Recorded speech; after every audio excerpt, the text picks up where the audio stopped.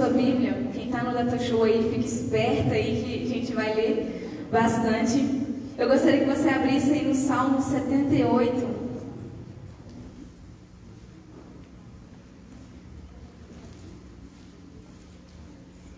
A Bíblia toda, ela está ligada. O Antigo Testamento, ela é uma ponte que nos leva até Jesus. Então, o Antigo Testamento, ele fala sobre Jesus, ele aponta para Jesus, ele nos direciona até Jesus. Jesus, ele precisa ser tudo para a nossa vida. Sabe, os hinos hoje, eles falavam muito sobre o amor de Jesus, falaram muito sobre o grande amor de Deus, a misericórdia de Deus. E nós precisamos ser constrangidos por este amor. Não podemos cantar apenas de boca para fora, mas ser constrangidos pelo amor de Deus. No Salmo 78, conta sobre Asaf, é um salmo de Asaf, e ele fala sobre a época que o povo de Israel estavam ali no deserto. E a partir do versículo 14 diz o seguinte: durante o dia os guiava com uma nuvem, durante a noite com a luz do fogo. No deserto partiu as rochas para lhes dar água, como a que jorra de um manancial. Da pedra fez brotar riachos e correr água como um rio.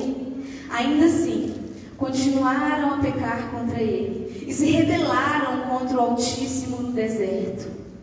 Sabe, foi isso que aconteceu. Nós conhecemos muito bem essa história, acredito que a maioria conhece, onde o povo viveu durante muitos anos ali preso no Egito, e Deus fez milagres sobrenaturais, libertou o povo para que o povo chegasse na terra prometida. E durante aquele momento que o povo estava ali, grandes coisas também aconteceram, coisas sobrenaturais aconteceram. Eu particularmente, eu nunca vi uma nuvem seguir uma pessoa. Eu nunca vi. Eu nunca vi coluna de fogo esquentando alguém à noite. Não sei o que as pessoas fazem, mas eu nunca vi. Aqueles povos viram coisas sobrenaturais. Eles viram coisas grandes. Aleluia. Mas aqui fala que ainda assim eles continuaram a pecar contra o Senhor. E é muito fácil a gente olhar para eles e falar assim: como é que pode? Que absurdo! Só que a gente faz igual. Porque nós conhecemos Jesus, nós conhecemos a misericórdia do Senhor e muitas vezes continuamos a pecar, continuamos no erro, continuamos nas nossas vontades. E a gente começa a ler ali o Antigo Testamento e quantas coisas aconteceram, era um ciclo. As pessoas erravam, pecavam, Deus ia lá, falava com o povo, levantava o profeta. Aí o povo se arrependia, aí passava um pouco, o povo pecava de novo, se desviava dos caminhos do Senhor. E aí Deus levantava o profeta e falava com o povo, e isso ia acontecendo, e isso ia acontecendo. Era um ciclo. Se começar a ler ali em Reis, a gente começa a ver rei tal fazia o que era bom aos olhos do Senhor. Aí passava o próximo rei, fazia o que era mal aos olhos do Senhor. E o próximo que era mal aos olhos do Senhor. Aí vinha, fazia o que era bom aos olhos do Senhor. E vivia esse ciclo. Esse ciclo. Mas todos apontando para Jesus. A salvação. Aleluia. A misericórdia. Aleluia. A graça. Aleluia. Mas durante todo esse Antigo Testamento, onde Jesus ainda não tinha aparecido como nós conhecemos ali, a misericórdia de Deus, ela continuava sobre o povo. Porque Deus, ele estava sempre a falar com o povo. Eu gostaria que vocês abrissem aí no livro de Joel, um profeta do Senhor. Livro de Joel.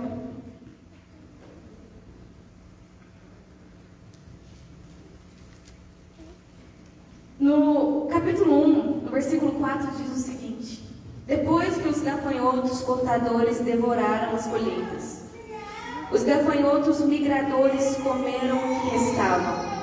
Então vieram os gafanhotos saltadores, e depois deles os gafanhotos destruidores. E aqui vai falando nesse capítulo sobre coisas ruins que aconteceram com o povo de Israel por causa dos seus pecados. E aí a gente começa a ler isso e fala, meu Deus, como é que pode? Que destruição, que coisa ruim, né? Quantas coisas ruins aconteceram. Nosso Deus, Ele é um Deus tão bom. Só que o povo vivia no pecado. O povo, não é que Deus estava castigando o povo, mas o povo estava colhendo isso por causa do pecado. E nós sabemos que isso acontece desde Adão. Que as consequências do pecado, nós conhecemos o salário do pecado, é a morte. Mas o dom gratuito de Deus é a vida eterna. Aleluia, aleluia. Deus, Ele não... Você acha que Deus quer castigar o povo? Não, Deus não queria castigar ninguém, não. Deus estava sempre falando com o povo, arrependam-se, voltem para mim. E lá no capítulo 2, fala sobre isso. Mas a gente começa a pensar aqui sobre os gafanhotos.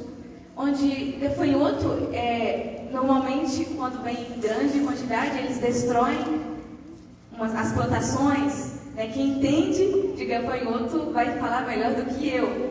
Eu nunca estudei sobre gafanhotos, mas eu li um pouco sobre gafanhoto. E quando ele vem em grande quantidade, pragas, existem vários tipos de gafanhotos, eles destroem as plantações, eles comem as plantações. E esse povo estava passando por um momento de destruição. Sabe, e trazendo para os nossos dias de hoje, o que tem destruído a sua casa, a sua família? Talvez esteja passando por um momento difícil. O que tem? Qual que é a praga que tem destruído talvez o ministério que Deus te deu? Qual que é a praga que tem destruído a sua vida? Em todas as áreas. O que seria essa praga? Será que talvez seja um pecado? Ou uma falta de interesse para aquilo que é de Deus? Ou talvez você não consegue perdoar alguém. Talvez seja difícil para você e você não consegue perdoar e você simplesmente não perdoa.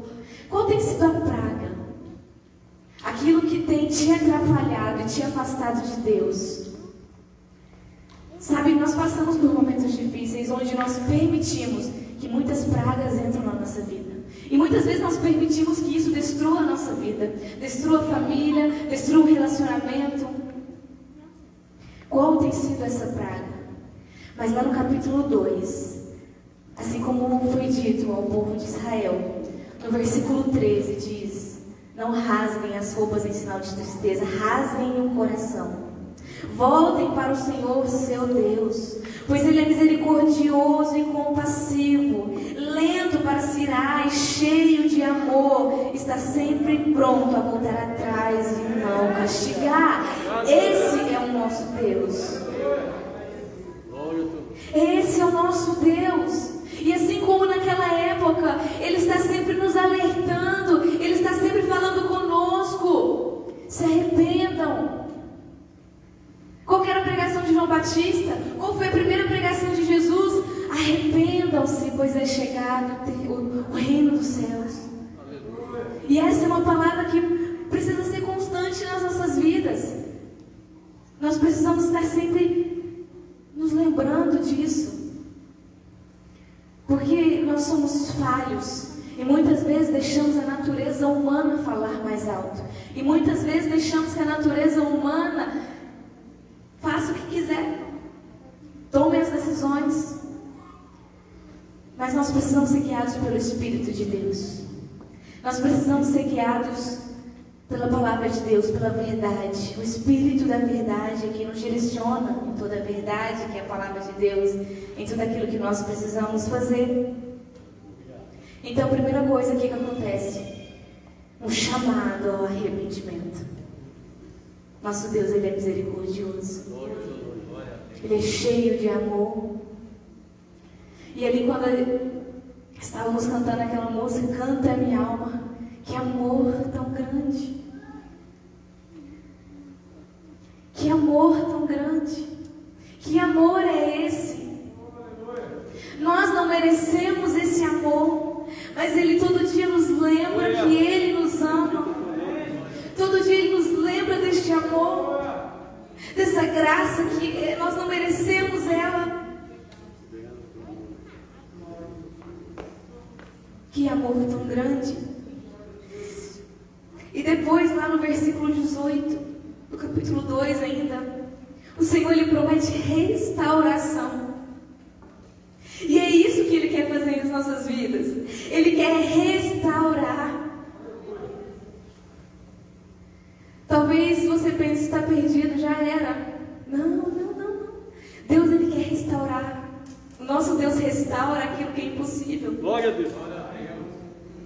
Versículo 18, então o Senhor teve compaixão de seu povo, e com zelo guardou sua terra. Versículo 23, alegrem-se, vocês que habitam em Sião, exultem no Senhor, seu Deus, pois Ele envia as chuvas na medida certa. As chuvas de outono voltarão a cair, e também as chuvas de primavera. Versículo 25, eu lhes devolverei o que perderam por causa dos gafanhotos migradores, dos saltadores, dos destruidores e dos cortadores. Versículo 26, vocês voltarão a ter alimentos até se saciar, e louvarão o Senhor, seu Deus, que realiza esses milagres em seu favor. Aleluia. Ele restaura, Ele derrama chuva para restaurar aquilo que foi destruído. A chuva, ela simboliza isso. Porque lembra-se naquela época ali, onde Elias estava passando por um momento de seca, 3 anos e meio, e Elias ora 7 vezes para que Deus derramasse chuva, porque já não tinha mais alimento, a terra tinha secado. Mas quando chove, começa a prosperar novamente aquela cidade, começa a plantar, a nascer novamente, a ser restaurado tudo aquilo que havia perdido. E é exatamente isso que o Senhor deseja fazer nas nossas vidas, é restauração. Sabe qual é o maior perigo do ser humano? É achar que já é bom o suficiente, é achar que já não, Thalita, eu estou de boa, não, eu vivo certinho, amém, glória a Deus. Mas aquele que está de pé, cuide-se para que não caia. Cuide-se para que não caia. Porque não é aquilo que nós fazemos, é aquilo que Ele fez por nós. E nós permanecemos nele. Porque a graça, ela não é um passaporte para a gente pecar. A graça, ela é para nos constranger a não pecar. É diferente. Por isso que nós precisamos entender a graça de Deus. Porque muita gente utiliza da graça, do sacrifício de Jesus para fazer o que quer. Mas não é assim. O Senhor nos deu a graça para mostrar, olha, eu estou pagando tudo por você, para que você viva para mim. Amém? Amém. E a terceira coisa que o Senhor promete aqui, que o Senhor fala, você já conhece este versículo. Versículo 28 do capítulo 2 diz: então, depois que eu tiver feito essas coisas, derramarei o meu espírito sobre todo tipo de pessoa. Seus filhos e suas filhas profetizarão, os velhos terão sonhos e os jovens terão visões.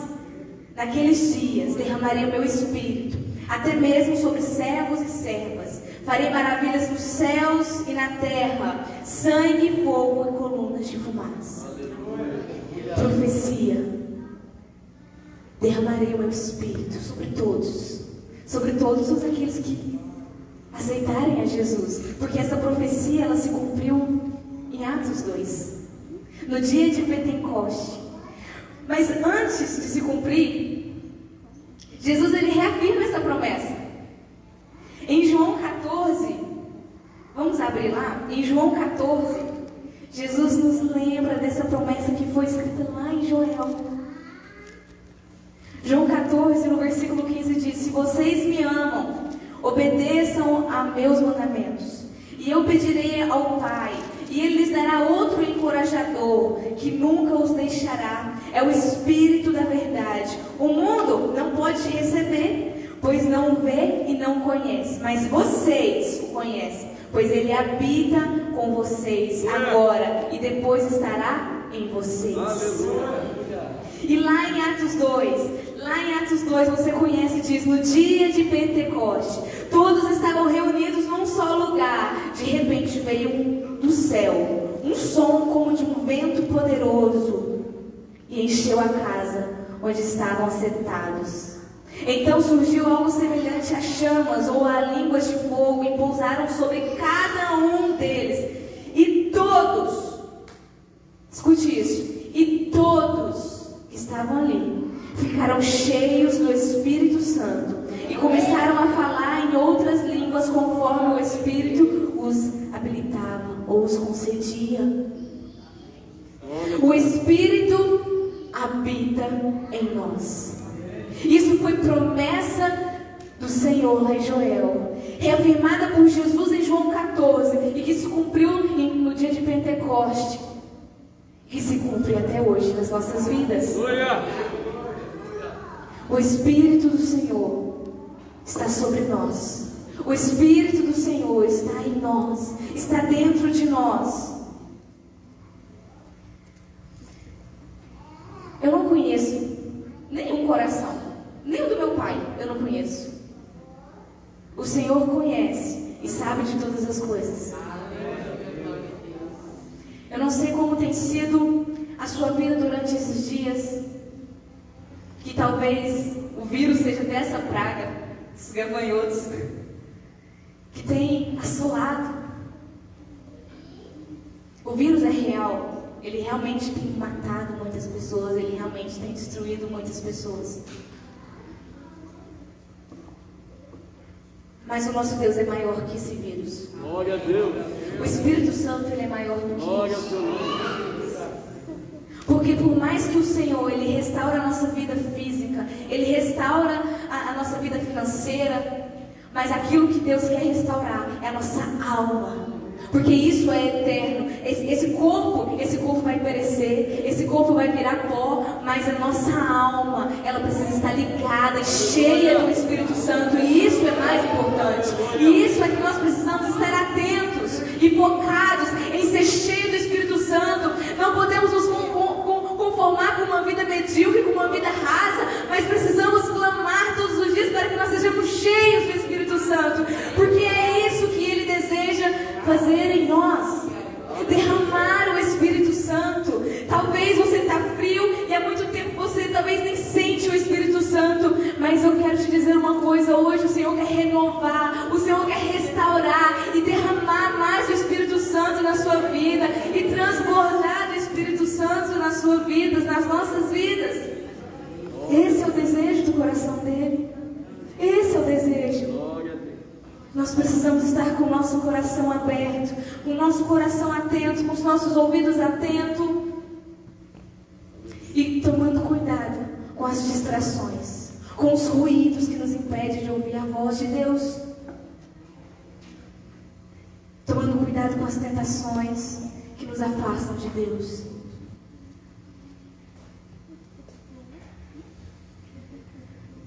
Tudo isso por causa da misericórdia de Jesus. Tudo isso por causa da graça dele. Nós não merecemos. Nós não merecemos o Espírito Santo em nós. Muitas vezes entristecemos o Espírito Santo. Só que hoje nós temos ele, não por mérito, mas por causa do sacrifício de Jesus. E o sacrifício de Jesus foi suficiente. Escute isso: o sacrifício de Jesus foi suficiente para que você se arrependa, para que você aceite Jesus e seja cheio do Espírito Santo. Aleluia. Tem jeito o teu nome. O Ministério de Louvor pode subir aqui? Feche os seus olhos. Eu gostaria de